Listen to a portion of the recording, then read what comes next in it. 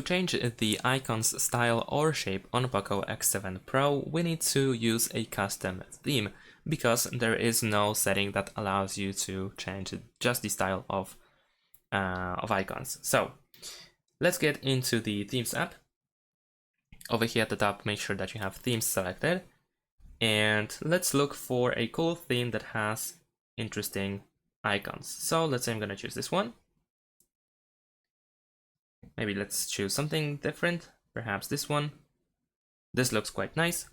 So if you want to use these icons, this style of icons, you can download the theme. So let's download it first. Of course, you might need to use Xiaomi account to be able to download it.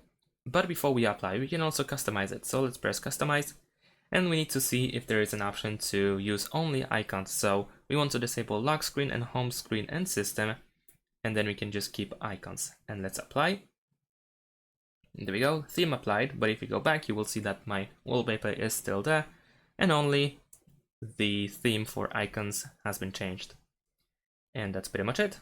Thanks for watching, leave a like and subscribe to my channel, and see you in my next videos. Bye.